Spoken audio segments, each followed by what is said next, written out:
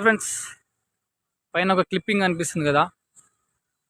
Suicide చేసుకుంది పంచాయతీ ఎన్నికల సందర్భంగానే. అది నల్గొండ జిల్లా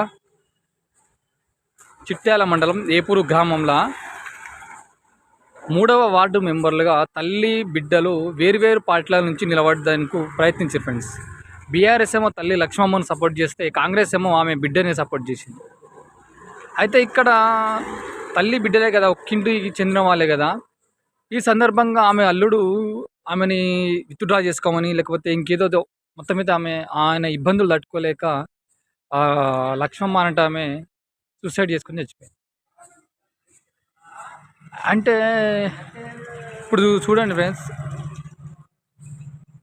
ఆ బీఆర్ఎస్ కాంగ్రెస్ పార్టీలు నిలబెట్టిన అభ్యర్థులు తల్లి కూతుళ్ళని వాళ్ళకి తెలియదా? ముందే వాళ్ళ ఇంట్లో లొల్లిలు వస్తాయని తెలియదా? సరే, వేరే ఇప్పుడు ఆల్రెడీ రాజకీయ ఫ్యామిలీస్ ఉంటాయి కొన్ని. వాళ్ళ తల్లిలో ఒక పార్టీలు ఉంటారు, కూతుళ్ళు ఒక పార్టీలు ఉంటారు, కొడుకు ఒక పార్టీలు ఉంటారు. కానీ వాళ్ళకి నడుస్తాయి అన్నీ. కానీ ఊళ్ళలో ఉండేటోళ్ళకు రోజు పొద్దున్న లేచి మంచి చెడు మాట్లాడుకునే వాళ్ళకు ఈ రాజకీయాలు అంటగట్టి వాళ్ళ ఆత్మహత్యలు, వాళ్ళ చావులకు కారణం అవుతున్నటువంటి పార్టీలను మనం ఏమనాలని చెప్పారు.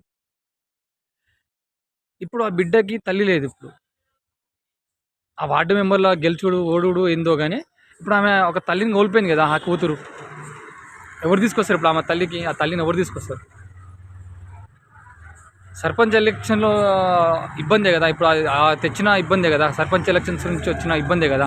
ఈ పార్టీలు పెట్టిన ఇబ్బందే కదా ఫ్రెండ్స్. అందుకే ఎప్పుడైనా రాజకీయాలు కూడా ఏదో కొన్ని రోజులు ఉంటాయి. సర్పంచ్ ఎలక్షన్స్, ఏ ఎలక్షన్స్ అయినా కొన్ని రోజులు ఉంటాయి.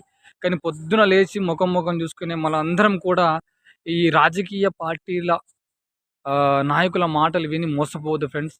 మన ఇంట్లో వాళ్ళని, మన ఔన్నత్యాన్ని కూడా మనం కోల్పోవద్దు.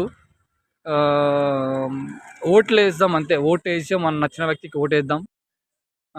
గెలుస్తాడు, ఓడిపోతారు. అంతేగాని వాళ్ళు నమ్మి వ్యతిరేకంగా, వాళ్ళకు వ్యతిరేకంగా వీళ్ళకు ఓటేయి, వాళ్ళకు ఓటు అని చెప్పి మనం మోసపోతే మాత్రం ఇట్లనే ఉంటుంది ఫ్రెండ్స్. ఈ రాజకీయాలు అనేటివి మన సామాన్య ప్రజానికానికి అందరూ అంటారు సామాన్య ప్రజానికం కూడా రాజకీయాలకు రావాలని, కానీ వస్తే మాత్రం అది వేరే ఉంటుంది ఫ్రెండ్స్. ఇలాంటి ఇబ్బందులు జరుగుతూ ఉంటాయి. ఈ చిట్యాలలో జరిగింది చూసారా? చిట్యాల మండలం ఏపూరు గ్రామంలో జరిగినట్టుగా జరుగుతూ ఉంటాయి ఫ్రెండ్స్. ఇది నచ్చితే షేర్ చేయండి ఫ్రెండ్స్. Thank you.